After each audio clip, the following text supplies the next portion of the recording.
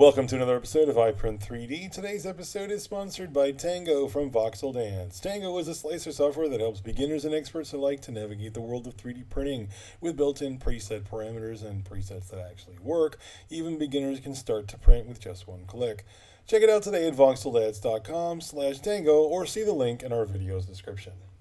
So today, as the title of the video suggests, we are going to be covering over the auto support function within Voxeldance's Tango software. Now, Tango works a lot like most slicer that you're probably familiar with on the market. However, it has a lot more features and the menu system is all placed on top. You also have a slicing submenu on the top and a preparing menu on the side, which if you're used to Chitubox, this is a little bit different, and if you're used to Lychee, it's sort of similar but also very different at the same time. Photon Slicer is also very different as well, but we're not going to really go into that one or any of the other platforms for comparison. We're really just looking at this one, comparing it to Chitubox and Lychee Slicer, which are two of the more popular other platforms available on the market. Now, when you're talking about a small miniature like this one, somewhere around 30 to 50 millimeters, she's actually like a 32 or a 33, I believe. You're going to want to use the Smart Support feature. Whether it's going to be Smart Support and preset to a particular type, or just Smart Support and choose the figure preset and allow it to work its magic. One of the things I have noticed when playing around with the Smart Support feature is that it will intelligently adjust itself based on how you adjust the size of the supports. Whether you want to choose to play around with any of the presets that are there or mess with the script itself, that's up to you. I did not do any of that, and the presets that I played with seemed like they would be very, very good for some of the pieces that I was trying to set up. And we'll see here in just a moment. I'll generate this. This is called Smart Support Figure. And again, their system is supposed to be very intelligent. It goes through the model slice by slice and figures out where the islands are and stuff like that, where the overhangs and where all the extra support needs to be.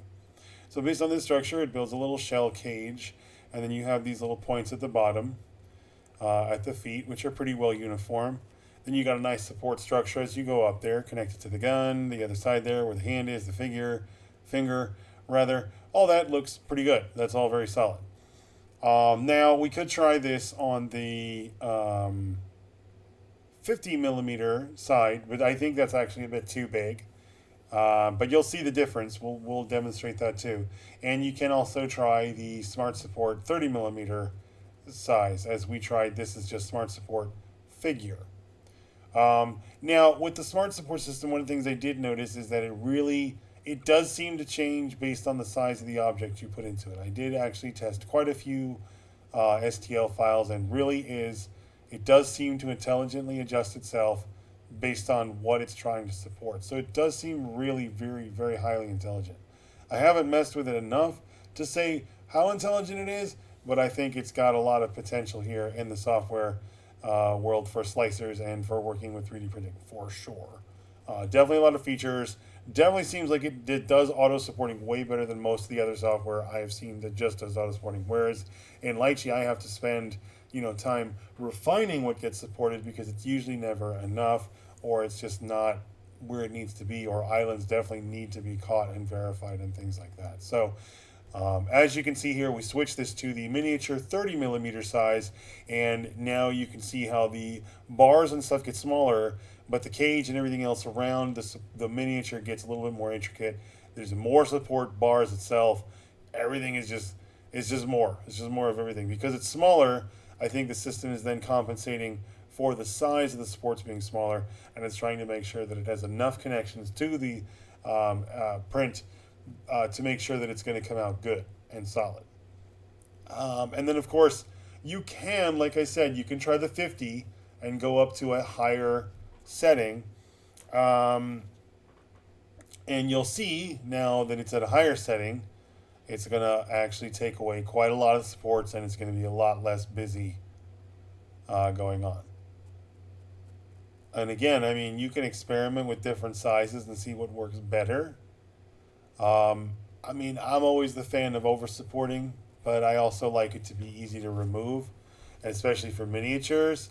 with someone like that with a tiny little finger there on the end, I don't want to lose that finger. But even this, good support on the feet, good structuring, everything's good, well placed, nothing's too clustered. And I love this cage thing, this framework that it builds underneath the miniatures and the figures. I think it's really cool. We're going to go ahead and compare this to what this looks like in Chitubox and Lychee Slicer in just a sec here. We're going to cut over to that, and I'm going to just give you a short demonstration. So this is the same figurine, same scale, same size. We're going to go with the light preset, and then we're going to choose to auto support this. And I'm going to show you the major differences. Now, Chitubox actually does have pretty decent auto support. I've actually used it, played around with it.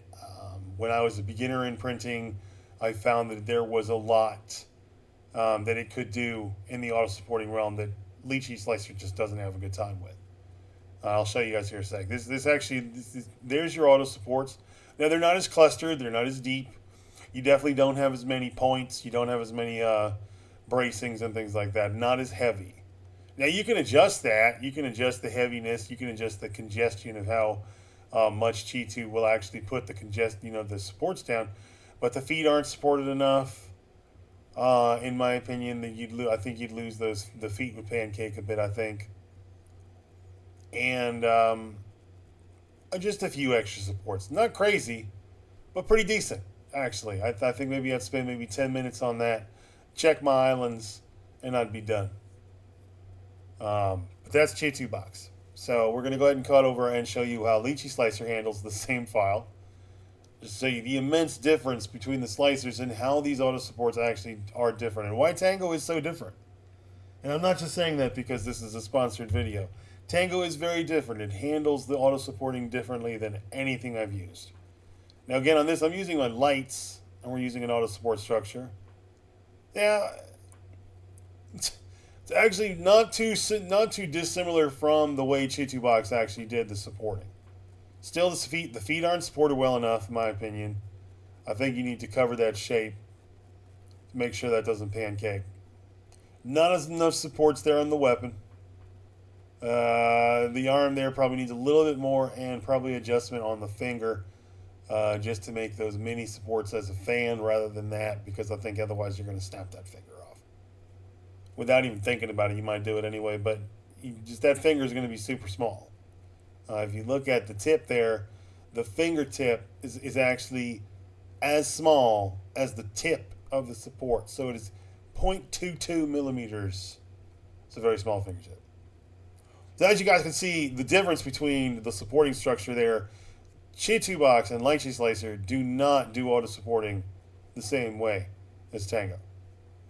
Tango is a different software altogether. The smart support feature is something unique. I have never seen anything quite like it. I've never seen support structures built like that, where you have all that latticing structures like that, almost like a construction site, like it's framework holding up a building. And honestly, that kind of makes sense to me when I look at it from a structure standpoint, because when I look at it, I say, well, you know what, that actually makes the most sense. The object is hanging upside down, so they're literally giving each support piece more reinforcement by doing this crisscross pattern, this honeycomb pattern almost, that you've got going on here on the support lattice. And I think that right there makes it pretty strong.